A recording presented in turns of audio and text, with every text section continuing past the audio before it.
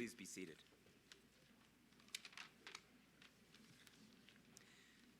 Good evening. It is my pleasure to welcome you to the 2015 Carol J. Worrell Lecture. This presentation is made possible by funding from the Francis W. and Carol J. Worrell Charitable Remainder Unit Trust. The Worrells, who had been married for 50 years when Carol died in 1991, retired in Santa Fe in the early 1980s. Carol was an avid reader of literature of all kinds, and Francis chose to honor her by establishing the Carol J. Worrell Lecture Series on Literature. We are privileged to have as our guest speaker Azar Nafisi, a fellow at Johns Hopkins University's School of Advanced International Studies. Ms. Nafisi has taught at Oxford University and several universities in Tehran. In addition to the book Things I Have Been Silent About, Memories, a memoir about her mother, she is the author of the critically acclaimed Reading Lolita in Tehran, which has been translated into 32 languages and has won numerous awards, including the 2004 Nonfiction Book of the Year Award from BookSense, the Frederick W. Ness Book Award, the 2004 Latifa Yarsheder Book Award, an Achievement Award from the American Immigration Law Foundation, as well as being a finalist for the 2004 Penn Martha Albrand Award for Memoir. Her most recent book is The Republic of the Imagination, America in 3 Books. This book has been described as an impassioned, beguiling, and utterly original tribute to the vital importance of fiction in a democratic society, blending memoir and polemic with close readings of her favorite American novels, The Adventures of Huckleberry Finn, Babbitt, and The Heart is a Lonely Hunter, among others. Ms. Nafisi invites readers to join her as citizens of her Republic of Imagination, a country where the villains are conformity and orthodoxy, and the only passport to entry is a free mind and a willingness to dream. Following Ms. Nafisi's presentation, there will be a question period. Then I invite you to join us for a reception and book signing in the Junior Common Room. Please join me in welcoming Azar Nafisi. Thank you so much. Thank you very much. It is absolutely wonderful. It is a pleasure and honor to be here. I was just telling the president that I have been to Santa Fe, and there's a story behind that, which I will tell you about, but I had never been to St. John, and it was really bothering me a lot. So thank you so much. Thank you so much. And I cannot think of a better city than Santa Fe to have a St. John's in. But every time I come to a place like this and I keep thinking, okay, how am I going to start my talk? And every time I go back to the same idea, which is the miracle and the wonder of books and how they connect us to those we should be connected to. Those whom we are connected to not because we're born in the same place they are, not because we work at the same place they are, not because we have to be connected to them, not because there are funders or publishers or things like that, but because of the fact that they share the same passions and they share the same dreams, and they immediately change from strangers to intimate strangers. Because, the whole idea of both writing and reading is so personal. It comes from such depth, such unknown depth, that you as a writer don't know about. And so the whole act of writing is, in fact, a whole discovery, and discovery of the world and the intimate strangers in the world, and at the same time, the discovery of the stranger within you. And so I am so thankful for these connections. And the connection, which is based on passion, it's like, I always sort of compare it to giving birth to children. You know how hard it is. I mean, it is not very hard to conceive a child, but it is very, but it is very hard to be, you know, all the anxiety and the anticipation, you know, am I reading the right food? Am I eating the right food? Is this doctor really good? Is this bullshit? Should I not be reading any books on how to train children? You know, all of these come to your mind. And then, you know, the child comes into the world, and there's the labor pain and the hospital, and you wake up in the morning, and as Nabokov said, after one of his books had been finished, he said, mother and child are healthy, expect roses. You know, then that child goes into the world, and you don't know, you think you are taking him or her to different places in the world, but he or she will take you to places you've never been to and brings people to your home and to your heart that you had never believed in. And so it was my relationship with St. John. First of all, I kept hearing about it. Do you know about St. John? Do you know about St. John? Maybe you should know about St. John. And then I met this amazing woman, Victoria Morey, in a conference, and immediately we connected. And through her, I not only came to St. John, but just this past 20-something hours that I have spent here, I have met so many amazing, intimate strangers. We had a great dinner. I don't remember the name of the restaurant, and the wonderful margarita at Maria's. And with the part of faculty and their spouses who were on sabbatical, now I know all about Seminar Thursdays and how important it is to not miss it. And we had such an amazing time. I was so bloody tired, and I didn't want to leave. And then today, I walked around Santa Fe and went to all these beautiful shops, and one shop, which was this Frenchman selling gorgeous dolls that this Spanish woman had been creating. The name of the shop is Elise. I told him, I will talk about you tonight.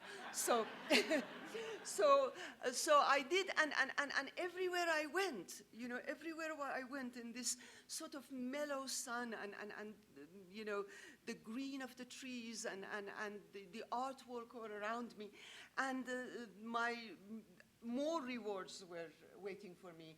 It was meeting with the students, and how amazing that was, you know, how amazing that was.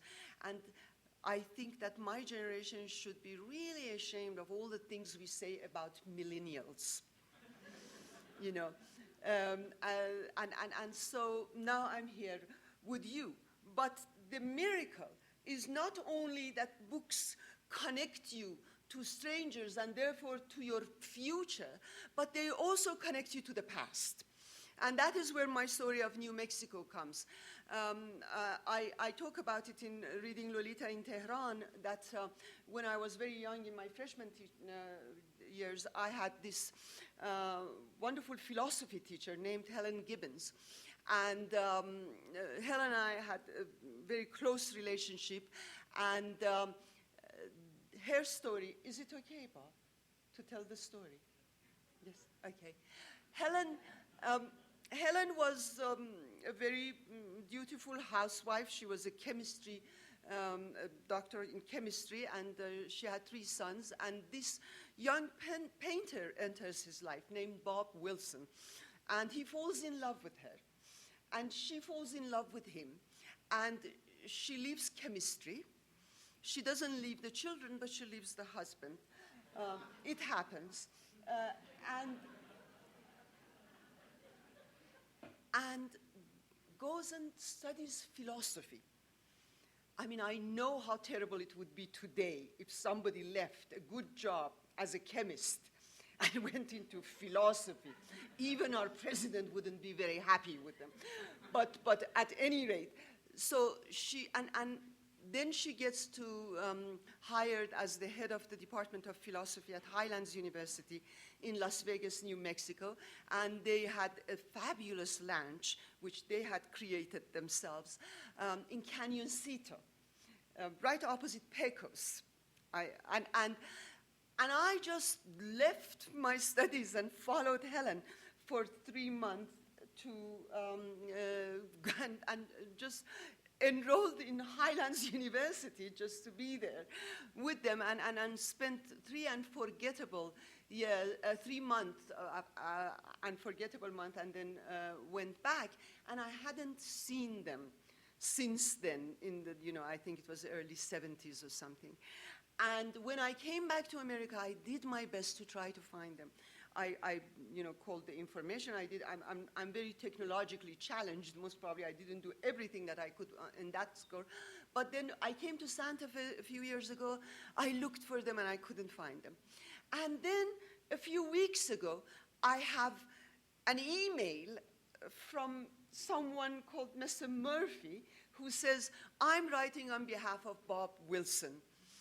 And he wants you to call me. And Bob is sitting there, the painter. I found him through my book. I found him because I was coming to Santa Fe, and he heard about it. And the first thing he tells me is, have you talked to Mary Charlotte? I said, no. He says, Mary Charlotte is the best interviewer. Have them interview you. And I said, well, I can't do that really. But anyway, I had an amazing, amazing conversation with Mary Charlotte. She's one of the amazing interviewer who does not have the producer tell her who the writer is, and they ask you weird questions like, so, you like Saul Bellow, do you? No. She really knew her stuff, and I had a wonderful time. And so you see how it works, all these connections, all these mysterious coincidences that come about when people share the same passions and share the same kind of dreams. So what I thought I will do today, if I have any time left, because I was talking mainly about New Mexico, would not be reading from my book. I hate reading from my books. I love to listening to others reading from their books, but I think that if people like my book, they'll buy it, and if they don't, why read to them?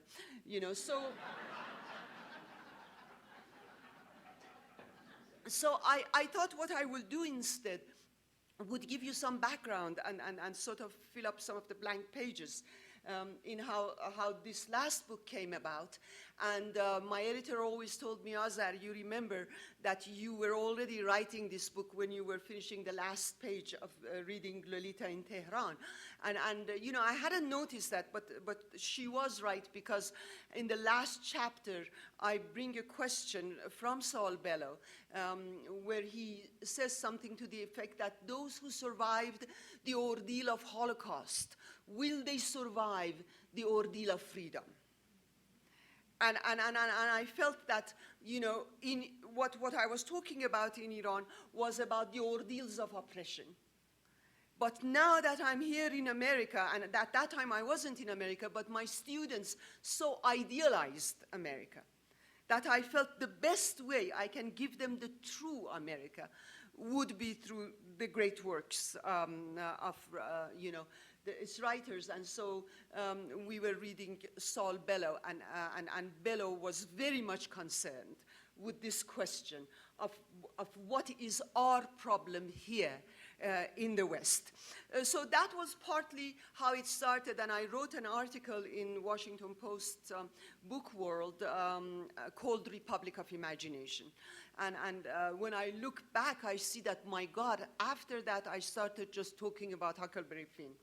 Everybody was, so anyway, to make, what I'm trying to say was that this book became a sort of an immigrant experience, because one of the best things about this country is that when you migrate to America, you are not just an American. You are allowed to bring your past with you.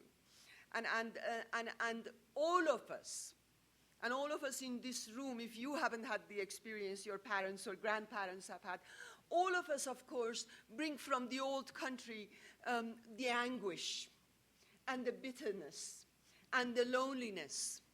But at the same time, we also bring the best that we have. And this country is constantly being replenished through the alternative eyes of those others who come to this country.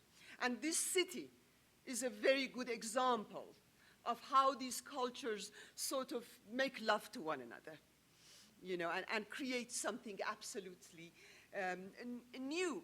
And so although this book is about America, it again has something of Iran in it. It begins with Iran. So my introduction to this book begins with when I was signing copies for Reading Lolita in Tehran at a beautiful, wonderful bookstore in Seattle, Elliott Bay. And this young man was in the line for autographs, and he looked very somber. And when he came close by, he told me, I'm not here to buy a book. I don't have a book. So that was very good news. And then he gave me a Post-it and told me to sign this for a friend of his who apparently had my book but wasn't there. And then said to me, he said, you're wasting your time. These people, meaning the Americans, they don't care about things we do.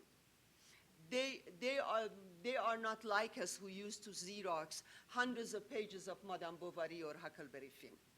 You know, and then he went on to tell me about an incident where he and his friend were caught by the Revolutionary Guards, and they were playing illegal music, and how they were taken to jail and they were flogged. And the interesting thing that he said, which I think goes to the heart of the novel and the importance of fiction and imagination, was that he said, more than the physical pain, the pain that I felt was the pain of humiliation.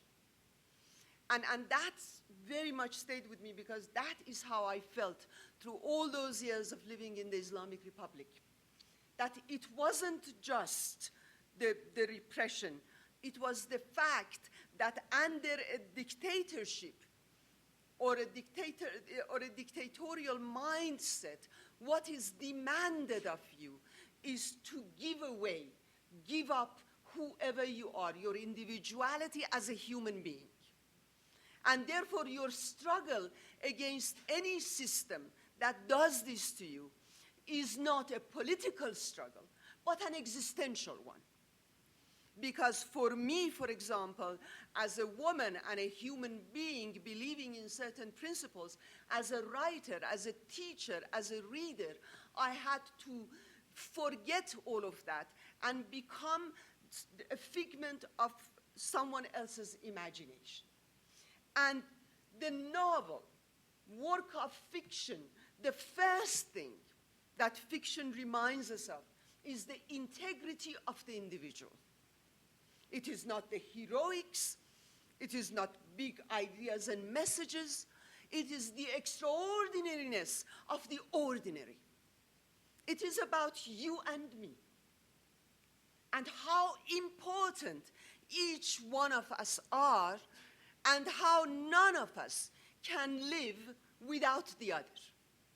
That is the most important thing that novel does, about the integrity of individual.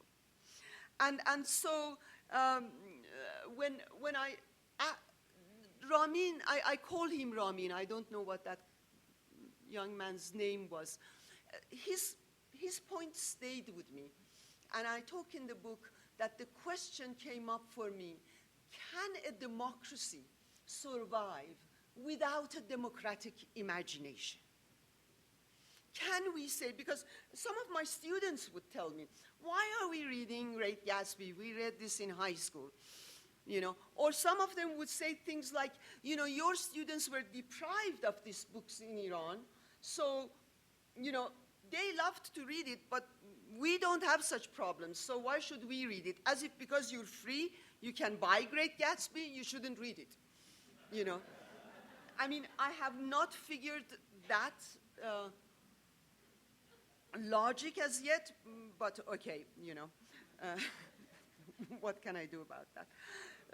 So the whole idea, then I thought that when I talk about Iran, and when I talked about that young man, Ramin, he was talking, you know, what he was saying, and that is why the first chapter of this book is almost dedicated to the Eastern Europeans, to men like Václav Havel and Joseph Brodsky and Czeslaw Milosz, because I feel that people who come to this country from oppressive countries, they immediately do two things simultaneously. One, they appreciate the freedom. They never forget the importance of that. Two, they get worried about how easy it is to forget this freedom. And they always go to the idea of imagination, because in countries under oppression, brutality is naked. Taking people to jail, torturing them, executing them, stoning them, all of these are too naked. But in a country like this, we don't take writers to jail, or, well, we censor them, but we haven't taken them to jail lately.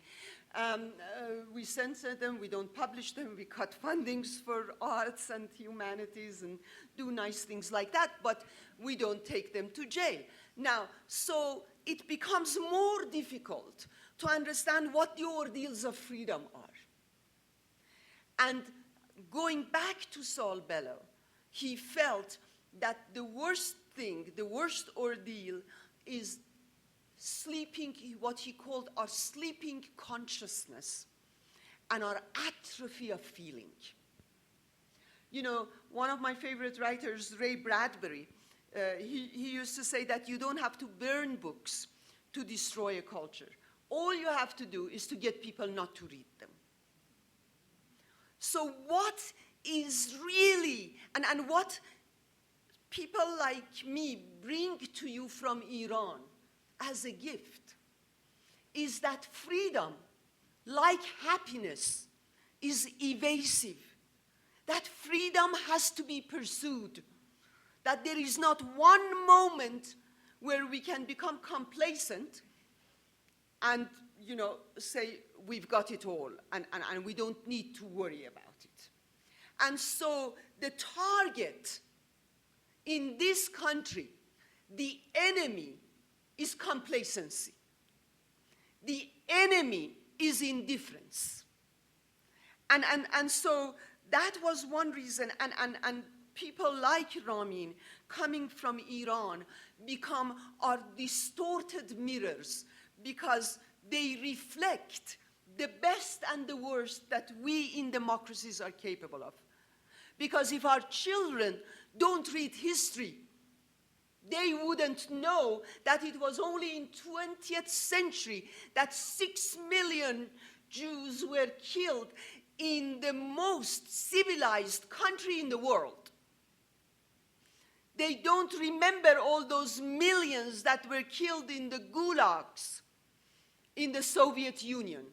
And they won't know that it was only in late 60s where still African Americans were being shot at and lynched. They won't believe that it was in early 60s when restrooms and buses and schools were segregated. They would put Martin Luther King, as they have done in Washington, D.C., in a statue, like a statue in stone.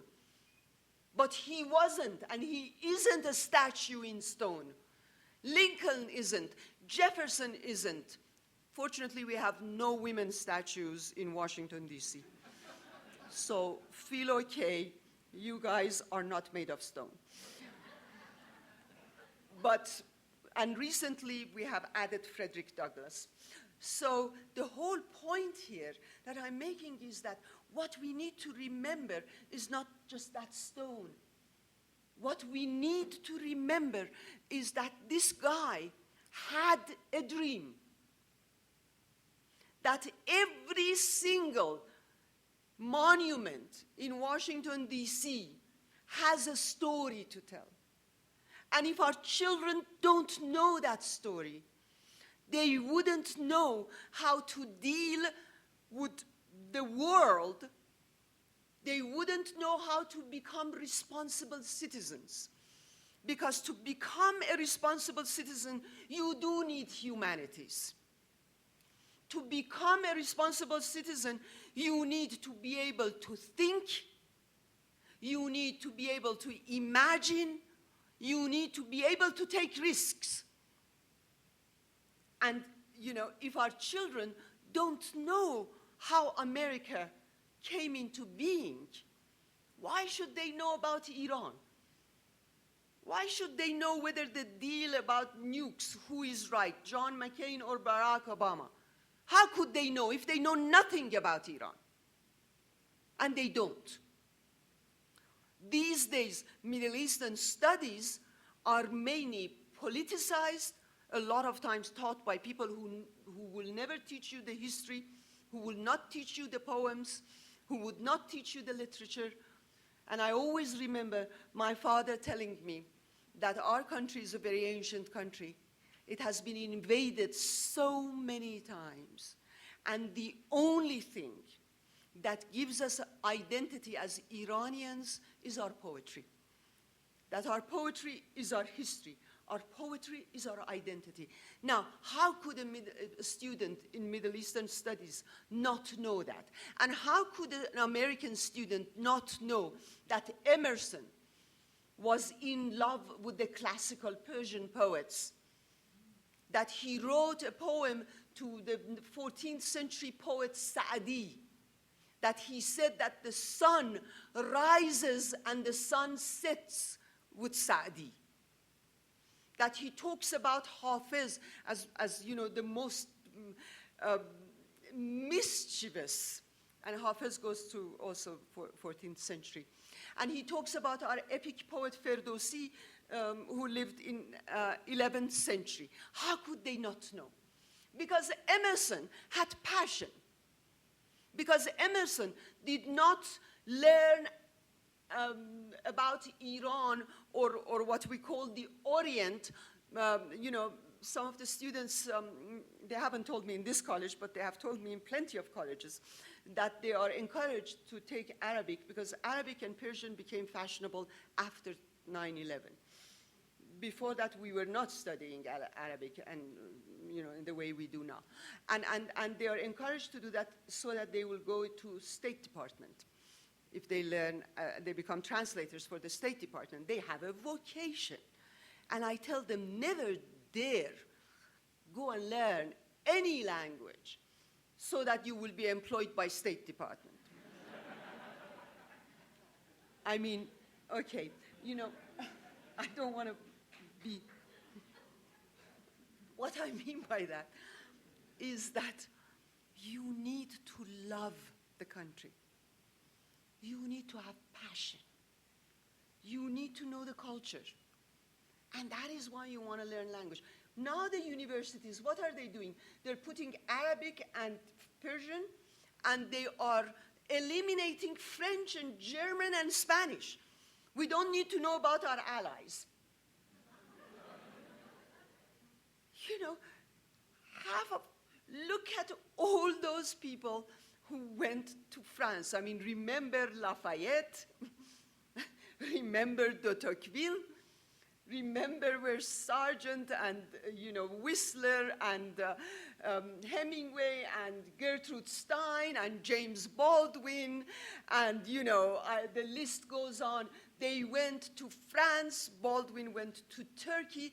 They went outside of America in order to know and write about America. They were curious. And that Republic of Imagination, the pillars, the two pillars of that republic is curiosity, this sort of almost sensual urge to know, And that urge to know, that imaginative knowledge, is not something you have today. You know, you have it in 19th or 20th century, but for 21st century, we have Bill Gates. We don't need to imagine anymore. Imaginative knowledge is essential to human beings' survival. You go back to Greek and Roman and any mythology, any ancient mythology. You go to Bible and Torah and Quran. The way to understand the world, the way to come into terms with the unknown, the way to control the unknown in order to survive comes through stories. That is how human beings survived. And then you need to connect. This sort of, I'm sorry, I know I'm now getting worried. How much time do I have? My minder, Susan Kaplan, this wonderful, amazing guardian angel back there. How much time? Okay, you guys start coughing, I know, because I'm always democratic before I come to the podium. And then, you know, and then I say, well, here I am, and here they are. You know, why not? I go on forever. Okay, but the whole, and then I feel that is how we empathize, through the stories. And empathy is not the way our politicians are doing it today, you know, coming to television and saying, I'm sorry, or I feel your pain. You bloody hell don't feel my pain. You don't know anything about me. How can you feel my pain? You only feel your pain, other people's pain, when you can, as To Kill a Mockingbird, Harper Lee is nowadays in fashion, in vogue, like Atticus when he tells Scott in To Kill a Mockingbird, you have to get under someone else's skin, you know, in order to understand them. You have to experience someone else. And the only way you experience is through the story. You know, so, and the thing about empathy, because of our culturally relativistic society that used to be good. Cultural relativism is good if you celebrate difference, but difference on its own is very dangerous. You know, they said slaves are different from us. Women are different from us. Jews are different from us. They are different to be celebrated, but the most important thing about empathy is the shock of recognition of how alike we are. That, as The Merchant of Venice, one of the books that the students in one of our elite universities objected to, saying that they needed a trigger warning for Merchant of Venice because the students were made uncomfortable, you know, by reading Merchant of Venice or Huck Finn. You know, I mean, this is the land of pilgrims. Americans are famous for resilience, for getting up and fighting the pain. And now our colleges are constantly talking about comfort. Our students feel uncomfortable. You come to college to feel uncomfortable. That's why you're here. You come here to question and be questioned. You know, that is the purpose. As James Baldwin said about writers, he says, writers are here to disturb the peace. So you don't want to know? Leave. Go and become an engineer. And no insult to engineers. My husband and my son are both engineers, and they have read all the books by James Baldwin, and my husband almost every year tells me, give me a book like Great Gatsby. I say, I don't have a book like Great Gatsby. He says, okay, give me the Great Gatsby again. So, you know, nothing against engineers, but a lot of things about people who are responsible for our education. A lot of things, really bad things. Okay, so to make my story short, and I seem to be making it longer, I felt that I needed to write this book. And books, as you know, always start with this obsession with something. It's like falling in love. You keep waking up in the middle of the night and say, I have to do something about this. I have to do something about this. You know, and this really became an obsession after all the things that I told you. When I decided that I will become an American, and that was about 11 years. I came back here in 1997. I became an American in December 1st, 2008. And I say it in my book that, you know, when I started grumbling, I thought that I should become an American. Because when you choose a home, and this one was a choice, when you choose a home, you choose it based on love, but love is not all about, since Bill O'Reilly is not here, we can talk behind his back, you know. It is not all about how great we are, how fantastic we are the greatest. Yes, we are, yes, we are. We're losing all around the world, but we're still the greatest, you know. No, it is not about that. If I come to Santa Fe as a tourist, I either say how fantastic this city is, you know. I really wish I could have stayed longer. Or I say Washington, D.C. has the Smithsonian. You can go to the museums without paying a cent, and, you know, I like to go back to Washington. But if you lived in Santa Fe, every single blemish bugs you. You want Santa Fe to look great. You want everything to be as perfect as it can. And when I started complaining about America, I knew that I should become an American, or that I already was an American and I didn't know it. You know, and because that is one of the greatest characteristics of being a true blue American. And then I thought, okay, this time I can choose what kind of American I want to be. There's so many kinds of American, you know.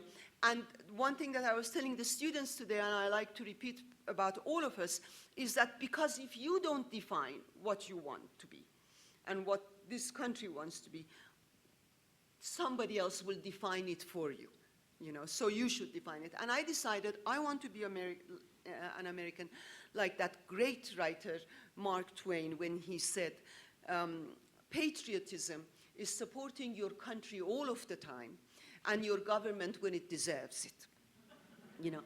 And James Baldwin said, I love America more than any other country in the world, and that is why I give myself the right to criticize it. Because when you love something, you care and your heart breaks for it. And so that is how I became an American. Unfortunately, I won't be able to go into all these books that I chose to write, but I could just tell you why I chose fiction, American fiction, in order to, you know, explain what kind of an America I wanted to live in. Ever since I was a very, very young kid, I must have been about 3 and a half, every night my father would tell me stories. I mean, I was brought up with him telling me stories, then later up he and I making up stories, and then, you know, sometimes me telling him stories. But he was very democratic in the way he told these stories. He would begin with Persian mythology and our great fairy tales, and then the next night we will go to Italy with Pinocchio. The next night we would go to France with The Little Prince. The next night we go to Denmark with Hans Christian Andersen. The next night we go to Britain with Alice in Wonderland, or to America with Charlotte's Web. And so I learned from very early childhood that I don't have to leave my small room in the city called Tehran, but the world can come to my house, to my room. And so from early childhood, these countries, before I saw them, I had a map of each of these countries in my mind, you know. And I realized that the first time I went to Italy for reading Lolita, that how much of what I knew of Italy was based on the films and on the stories and the books I read. And the first story from America was not actually Charlotte's Web. It was what my English tutor told me.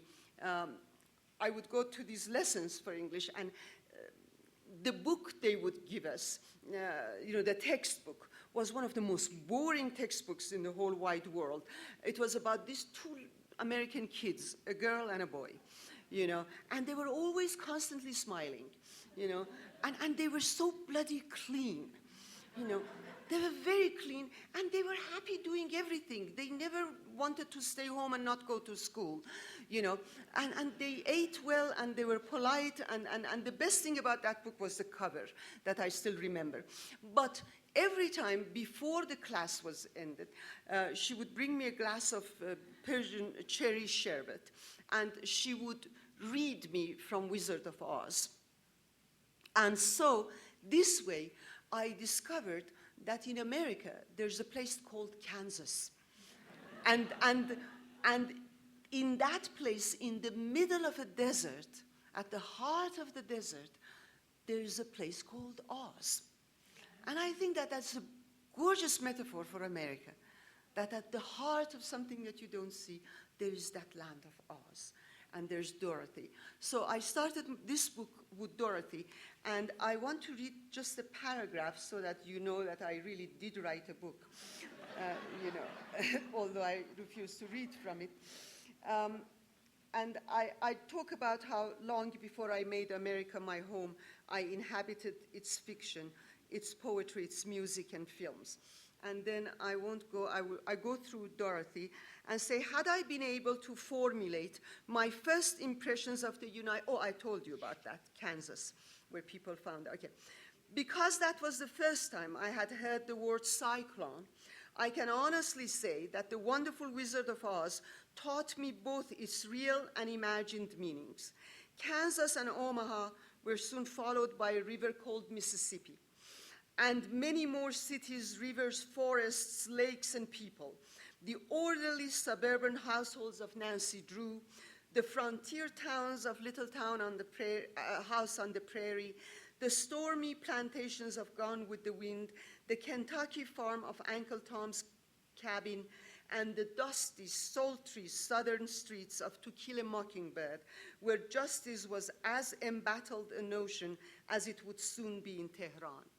Later, these were joined by Faulkner's Mississippi, Fitzgerald's St. Paul, Edith Wharton's New York, and then Richard Wright's and Ralph Ellison's very different New York. I love Raymond Chandler. I had to put him. My editor kept cutting him, so I sort of smuggled one page on Chandler in the Twain chapter. Raymond Chandler's Los Angeles and the southern towns of Flannery O'Connor, Eudora Welty, and Carson McCullers. Even now, I feel there are so many geographical and fictional terrains left to discover. Perhaps this was the main reason why I could not agree with Ramin. America, to my mind, cannot be separated from its fiction. So that was why, when I wanted to understand this America, I went to the best that America had to offer. 5 more minutes.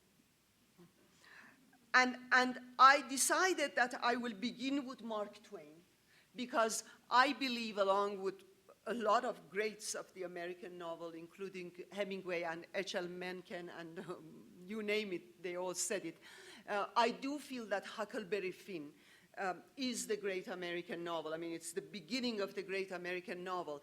And I always felt that Europe, America could not compete with Europe in terms of the culture, because, they had centuries of culture. You couldn't create another Dante or St. Augustine or Molière or Flaubert. But America had something that nowhere else in the ancient world they had. It was being new. It was completely new.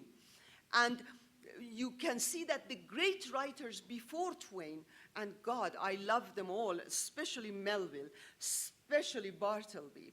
I prefer not to, as he would say. But the language was still a language taken from the mother country.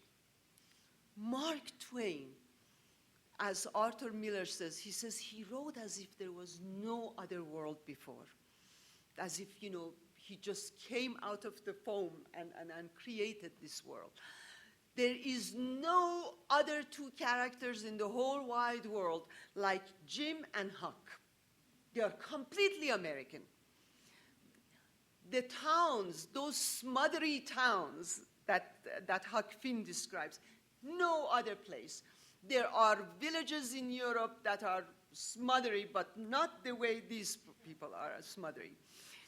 No other river but Mississippi, no other landscape, and of course, no other language. I mean, Mencken is right when he says Huck Finn is as great as Don Quixote and other classics, world classics. And what he does, what Twain does, which is so amazing, you know, the way he writes the word, Huck writes the word civilized with an S, he subverts the whole conventional world by turning the C into an S. So Huck Finn becomes the first book that genuinely goes deep into what is right and wrong with American society. And what is wrong is complacency. And each place Huck goes and later Huck and Jim travel to, it shows you conformity in a different ways, in a different guise. So Miss Watson's Sunday school, where you go to hell if you don't dress in a certain way or don't know the verses from Bible, but you don't go to hell if you sell children down the river and separate them from their parents. Then you have the Grangerfords and the Shepherdsons who kill one another without knowing why. You have that colonel who kills the homeless guy, I mean the tramp in the town. The amazing thing about Mark Twain is that he completely understands how conformity can lead to violence. This was before fascism. This was before communism. But conformity, uniformity, imposing formulas upon life leads to the worst kind of violence ever. And then comes the best part of America, that American individualism that is being so abused by our elite today. When they talk about American individualism, they're talking about this dog-eat-dog world, each of us on their own, you know, don't care about the others, go and get it. Success, material success, at any cost. Is that what Huck is all about? Every single great American novel criticizes the materialistic aspect of the American dream because they know what sort of source of seduction and temptation it is. Huck tells Tom Sawyer, that bloody villain Huck, Tom, I really hate that squirt. In Huckleberry Finn, in fiction, the greatest sin is blindness, not seeing the others. And Huck reminds me of some academicians who go by the book, they impose their own theories, no matter how outmoded and outdated, because reality constantly changes. They impose it on real life. So so the whole point about Huck Finn is that, remember, when is Huck really finding himself? Because the first part of the book is about Huck trying to escape his father and Miss Watson, and he pretends he's dying, he's dead. He is resurrected through Jim's eyes. The first person who sees him alive is Jim, and he says, I'm so glad I saw you, Jim. I'm not alone anymore. And that is the only time when he's with Jim that he talks about how happy he is, how good this life is. And you notice that we tell our children not to leave home because home represents security. For Huck and Jim, every town, every civilization, every home is a danger. And like the way we were in the Islamic Republic, having to change the way we looked in order to be immune from our attackers, Huck and Jim, every time they land, have to disguise who they are in order to survive. They have to lie in order to survive. So that's sort of individualism. And Jim, slavery, not preaching against slavery, not the kind of horrible way we are treating this political correctness today, where, you know, people say the nastiest things about, you know, a race or women or whatever, and we all get very angry. I mean, why should I get angry if Rush Limbaugh says something like that? You know, I only get angry at people I respect. You know, and when you and the way you do not become a victim is not to constantly demand apology, to understand how frustrated these people are. You know, and to have that dignity, because tomorrow then the guy comes on television and says, I'm sorry. You know, in one day you're no more a racist, and that is enough. Everything has become so superficial. You know, so, and I'm not going to go further than Huck Finn, don't worry, I'm not, because, you know, going into Babbitt, I will never come out. But what I want to say, and all of these books, every single one of these books is against just pure, simple materialism. Henry James has a beautiful term in his book, The Ambassadors, where Maria Gastri tells our protagonist, you are a perfectly equipped failure. And the great American heroes are perfectly equipped failures. Atticus says, courage is not winning. Courage is doing something that you know that you might even lose, but doing it because you believe in it. That was the America I learned about when I was reading these books. That the courage to fail. Nowadays, every single Democrat and Republican is constantly rebranding themselves. Rebranding. How do you vote for someone who till yesterday believed that there should be no gay marriage, today believes that there should be? Or are Democrats too? I'm not just talking about Republicans. I think a pox on both their houses, you know. But the whole idea of America and individualism is integrity of the individual, is the ability to stand and say no and fail, and yet the success of that kind of failure. And that is why Huck moves on to new territories. He says, I've been there before, you know. And the rest of this book is a sort of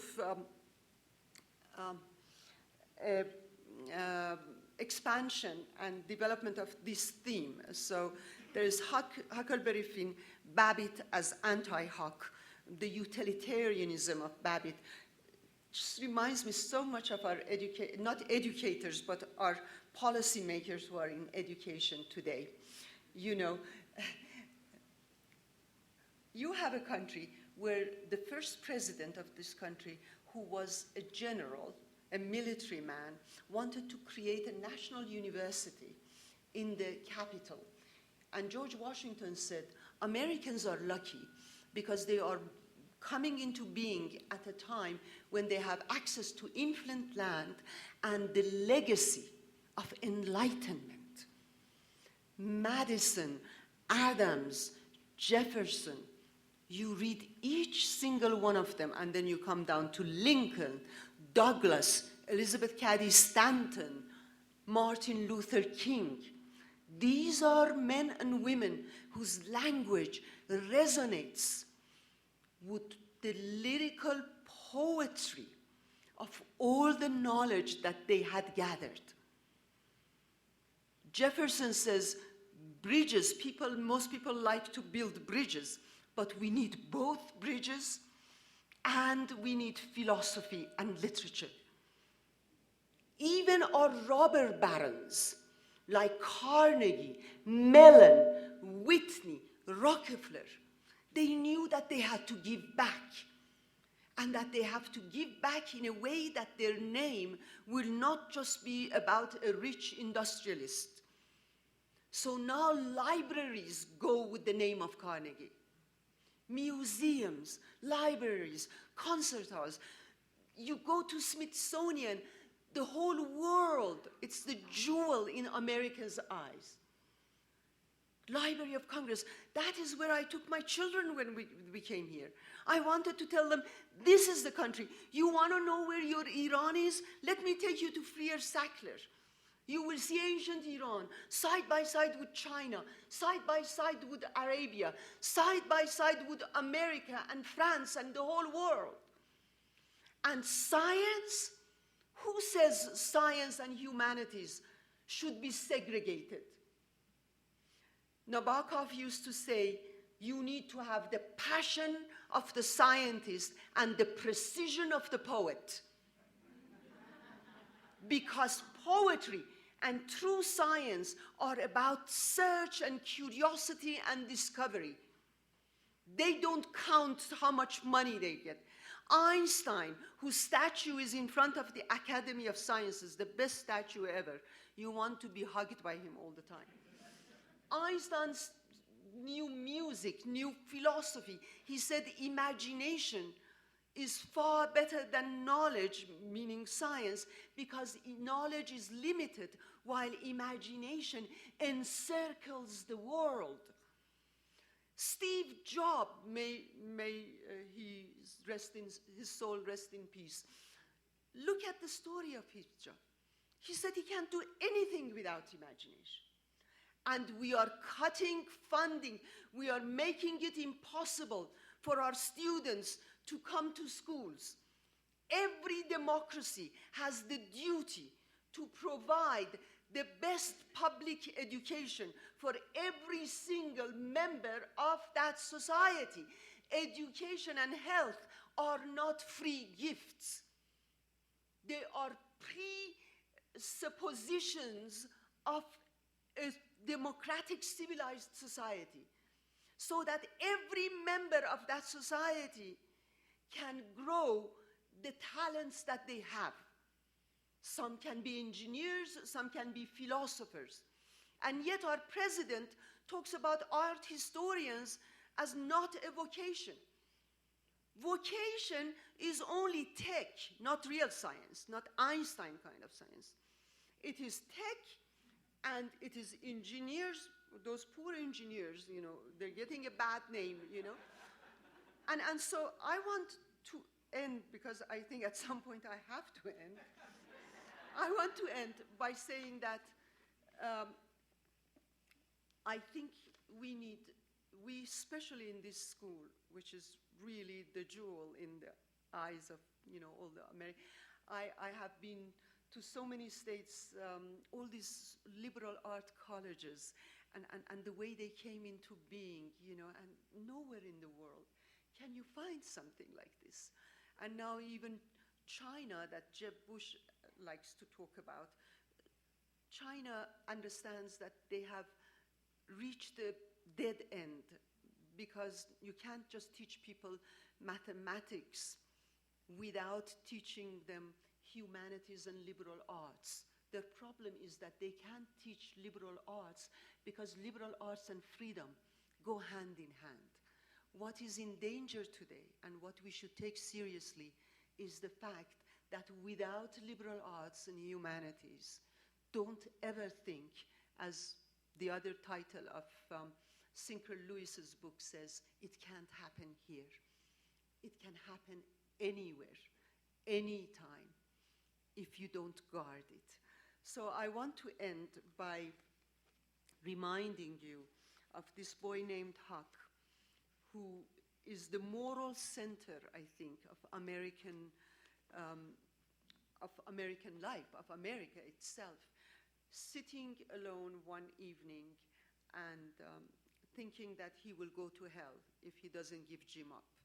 because he really believed that people who don't give their slaves up go to hell. And he decides to write a letter to Miss Watson to say that Jim is here, I'm giving him up. And then in this gorgeous passage, he says, and then I remembered Jim in the morning, and then I remembered him in the evening, and he remembers, because Jim is the moral compass of that novel. And he says that I remember that he had always been my friend, that he had been my mate, you know. And he says, and he talks about his heart, because Twain says this is a book between a collision between the sound heart and a deformed conscience, in which the conscience suffers defeat. And he says, my wayward heart just wouldn't be tamed. You know, it wouldn't listen to my conscience. And I said, all right then, I'm going to go and save Jean. And all right then, I'll go. I tore up that piece of paper and said, all right then, I'll go to hell. The question for us, Americans, today, is how many of us are prepared, risking going to hell, but doing the right thing? I think that is the main question. And thank you for your patience. I'm really shutting up now. Thank you.